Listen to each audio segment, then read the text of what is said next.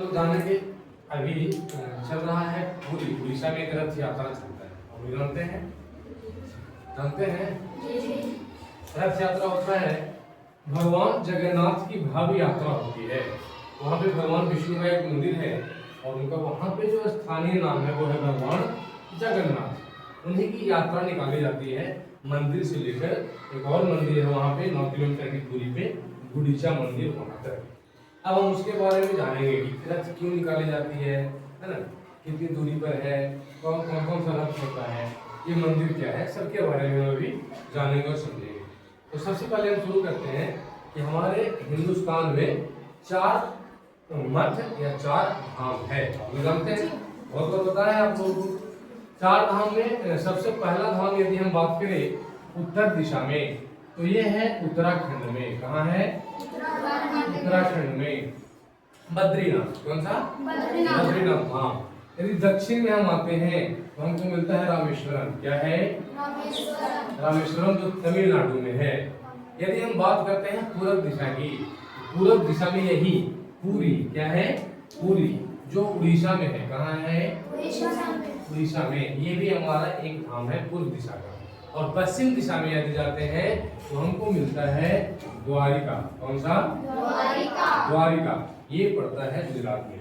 तो हिंदुस्तान में 4 दिशाओं में 4 मठों या 4 धामों की स्थापना की गई थी हिंदू धर्म की रक्षा के लिए, सनातन की रक्षा के लिए। तो उसी में एक धर्म जो हमारा है पूरी उड़ीसा में, वहाँ भगवान जगन्नाथ का जो है रथ यात्रा निकाला जाता है, उसके बारे में हम समझेंगे। तो ये रथ यात्रा, भगवान जगन्नाथ का रथ यात्रा 9 दिनों तक चलता है। कितने दिनों तक? 9 दिन।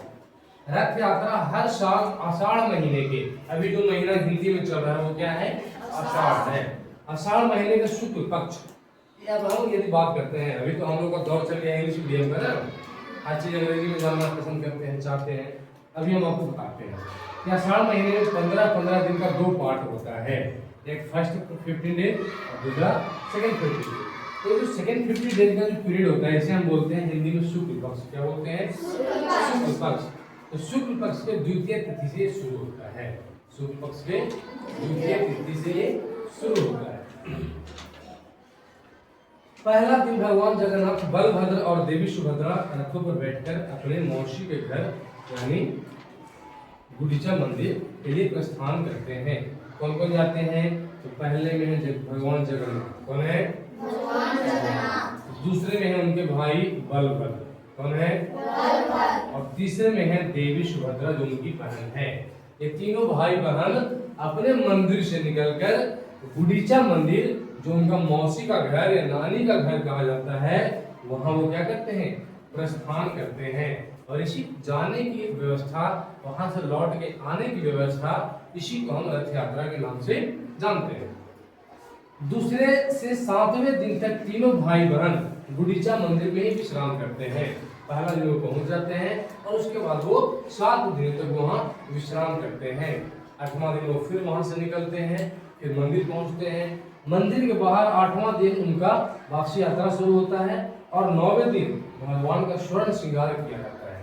यानी जब फिर लौट के आते हैं जगन्नाथ मंदिर, तो इस मंदिर के बाहर उनका सोने का श्रृंगार किया जाता है जो बहुत ही भव्य होता है। सबसे अधिक भीड़ देखने के लिए उसी दिन होता है। उसके बाद 9वां दिन के बाद फिर 10वां दिन चलता है। 10वां दिन क्या होता है?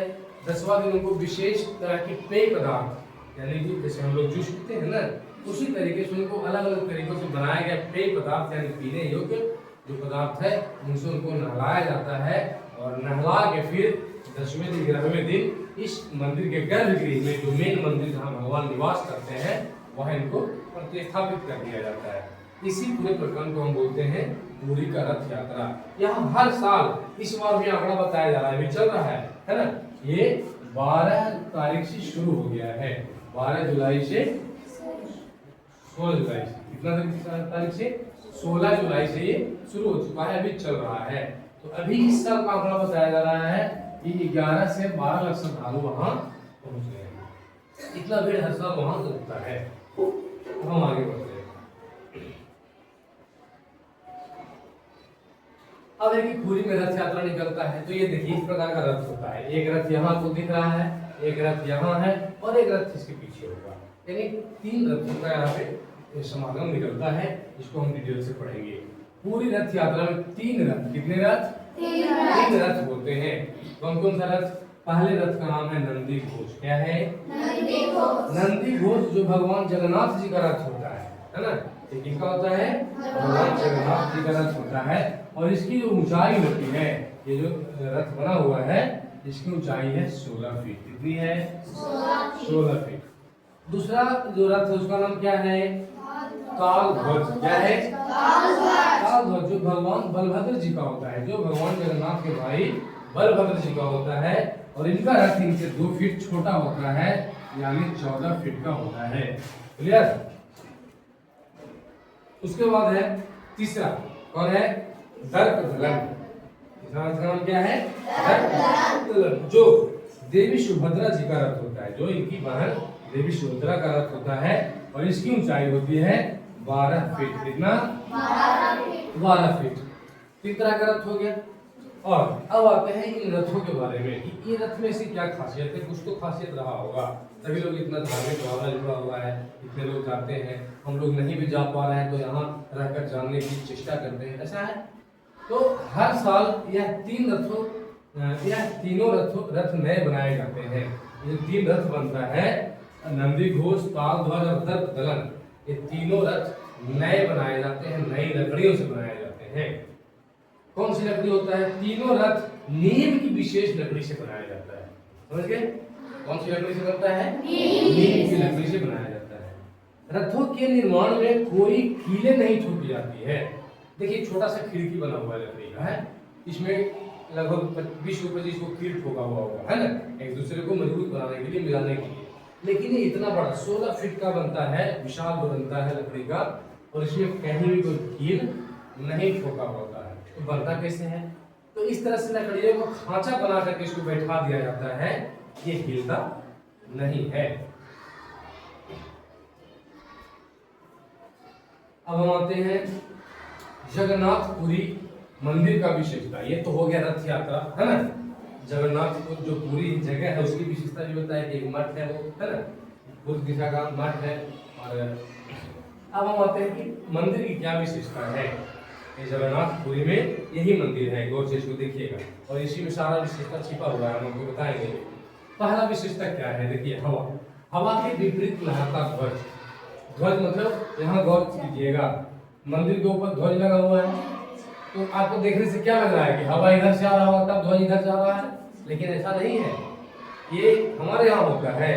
पुरी का जो मंदिर है इसकी विशेषता क्या है कि हवा भी इधर से ही जा रही है, ठीक है, हवा भी इधर से जा रही है और प्रताप का झंडा भी इधर की ओर जा रहा है। ये विशेषता है। ये हमारा धार्मिक जुड़ा हुआ है कि यदि ये उल्टा बहने लगेगा तो प्रलय आ सकता है, ऐसा हमारी भावना है। विज्ञान ने इस पर खोज किया, विज्ञान भी एक तर्क दे रहा है अपना, है ना। वो तर्क क्या देता है कि यहाँ देखिए मंदिर का बनावट क्या है, इस तरह से महीन महीन है बनाया हुआ, और ये मंदिर समुद्र के किनारे है। तो इस महीन महीन छिद्रों में क्या होता है, महीन है और गोल है, क्या है, गोल है, और इसका आकार कुछ अलग है, सब मंदिरों से अलग है, इसमें मतभेद नहीं है। तो क्या है कि इस महीन महीन छिद्रों में जो तेज हवा जाती है, तो ये इस तरह से हवा घूम घूम के मंदिर के इस तरह से घूमते हुए ऊपर उठती है। तो यहाँ से जब हवा इधर से जा रही है तो घूम के फिर इधर ही आ जाती है, इसीलिए क्या होता है कि ध्वज है वो इधर की ओर उठाता है, ऐसा विज्ञान तर्क देता है। अब हम आते हैं दैनिक ध्वज परिवर्तन। और ये जो ध्वजा होता है वो प्रतिदिन बदला जाता है, एक भी दिन यदि नहीं बदला जाएगा तो कुछ अनहोनी होने की संभावना बताया जाता है वहाँ के लोगों के द्वारा, ऐसी मान्यता है। उसके बाद है गुंबद की परछाई नहीं बनती है। गुंबद यानी कि जो पूरा मंदिर है इसका परछाई कहीं जमीन पे नहीं बनता है। क्यों? अब इसका भी विज्ञान कुछ तर्क देता है, लेकिन विज्ञान तर्क को छोड़िए, हम लोग सिर्फ यही समझते हैं कि ये एक प्राकृतिक घटना हो सकती है ना। कुछ तो अगर कुछ ऐसा कुछ बनावट में भी इसका कुछ है, तो उस समय के जो लोग 5000 साल पहले इस मंदिर को बनाए वो कितने बुद्धिमान होंगे, किस प्रकार का टेक्नोलॉजी लगाए होंगे कि परछाई इसका जमीन पे नहीं पड़ता है, नीचे परछाई। हम लोग चलते हैं तो हमारी परछाई चलती है ना, इधर से लाइट आता है उसके पीछे बनता है, तो लेकिन इस मंदिर की परछाई नहीं बनती है। अब हम आते हैं सुदर्शन चक्र पे। ये सुदर्शन चक्र आपको दिख रहा है, ये सुदर्शन चक्र आपको यहाँ पे है, दिख रहा है ना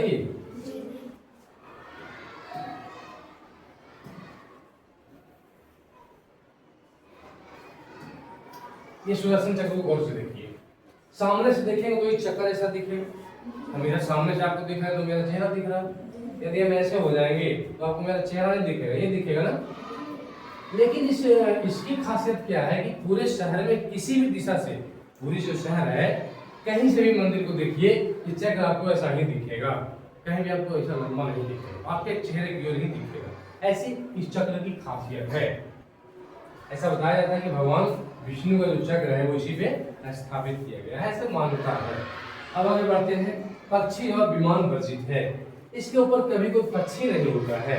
इस मंदिर को पार करके कोई पक्षी इधर से उधर नहीं हो सकता है, ऐसा देखा गया है। हाँ, कभी कभार जो चील है वो इसके ऊपर से उड़ता है, और जब भी उड़ता है तो कुछ न कुछ अनहोनी हमारे देश में होती है। तो सामान्यतः यहाँ पे पक्षी नहीं होता है, नहीं होता है तो उसका भी विज्ञान वही तर्क देता है कि जब घुमावदार हवा जाती है, इस तरह से जब हवा घूम घूम के ऊपर उठती है तो इस एरिया में कोई भी पक्षी नहीं होता है। जब पक्षी वहां पे नहीं जाता है तो सरकार ने विमान को भी बंद कर दिया है कि जब यहाँ पे पक्षी अपने आप को सुरक्षित महसूस नहीं करता है तो हम जहाज भी वहां पे लेकर नहीं जाएंगे, यानी इसके ऊपर से जहाज भी पार नहीं करता, उसको वर्जित है। ये हो गया विशेषता। अब है कुछ रहस्य, जैसे इस पटाखे में रहस्य था कि जिधर से हवा आता है उधर ही बढ़ता है। विज्ञान ने इसका तर्क दिया। ये चक्र चारों तरफ से एक ही जैसा दिखता है ना। फिर इस मंदिर की परछाई नहीं बनती है, ये सब रहस्य है। लेकिन विज्ञान ने उसका कुछ तर्क दिया, कुछ नहीं भी दिया। तो जो अभी तक तर्क नहीं आया है विज्ञान की तरफ से वो अभी रहस्य बना हुआ है। वो रहस्य क्या है वो जरा देखेंगे। प्रत्येक 12 सालों में या 19 सालों में भगवान की मूर्ति बदली जाती है।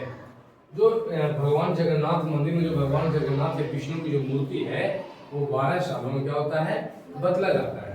अब जब मूर्ति बदली जाती है तो फिर देखिए पढ़िएगा, तब मूर्ति के अंदर एक विशेष पदार्थ में प्रत्यारोपित किया जाता है। प्रत्यारोपित मतलब यहाँ से उठाकर वहां रखना, ग्रहण कराना, स्थान को ग्रहण कराना। तो प्रत्यारोपित क्या होता है, विशेष पदार्थ, उसको कोई देखा अभी तक नहीं है कि वो है क्या। क्यों नहीं देखा है देखिएगा नीचे। उस समय पूरे शहर की बिजली काट दी जाती है और पूरा शहर आर्मी के कंट्रोल में होता है। जब ये 12 साल में मूर्ति बदली जाती है और जब विशेष पदार्थ रखा जाता है, प्रत्यारोपित किया जाता है, तो पूरे शहर की बिजली काट दी जाती है और कोई भी टॉर्च या लाइट वाला सामग्री नहीं जलता है। जिसके घर में इन्वर्टर भी है वो भी अपनी श्रद्धा से बंद कर देता है। पूरे शहर रात भर अंधेरे में रहता है और वो पूरा शहर आर्मी के कंट्रोल में रहता है, ताकि कोई दूसरे लोग है ना वहाँ पे उसी तरह का काम न कर सके। और जो पुजारी वहाँ पे जाते हैं उस चीज को, उस पदार्थ को रखने के लिए, उनकी आंखों पे भी काली गहरी पट्टी बंधी होती है ताकि वो भी उसे न देख सके और कोई भी पुजारी आज तक उसको देखा नहीं है क्या है। लेकिन जब छू करके उठा के हाथ में रखते हैं तो फिर आपके अनुभव अपना बताते हैं कि क्या हो सकता है। तो बताते हैं कि बिल्कुल सॉफ्ट, एकदम मुलायम चीज होता है और बिल्कुल गर्म है ना, बिल्कुल गर्म, और लगता है कि वो जैसे जीवित है। इस प्रकार से जब डॉक्टर इस बात को सुनता है तो वो बताता है कि हमारे ह्यूमन बॉडी में यानी मानव शरीर में हमारा ह्यूमन हार्ट जो है, जो हृदय है, सिर्फ वही ऐसा हो सकता है। बिल्कुल सॉफ्ट होता है, गर्म होता है और गति करते रहता है ना, ब्लिंक करते रहता है। तो ऐसा माना जाता है कि भगवान जगन्नाथ यानी विष्णु या भगवान कृष्ण का जो हृदय है, दिल है, वो अभी भी हमारे इस मंदिर में रखा हुआ है और 12 साल बाद उसी हृदय को मूर्ति में प्रत्यारोपित किया जाता है, रखा जाता है, ऐसा कहा जाता है।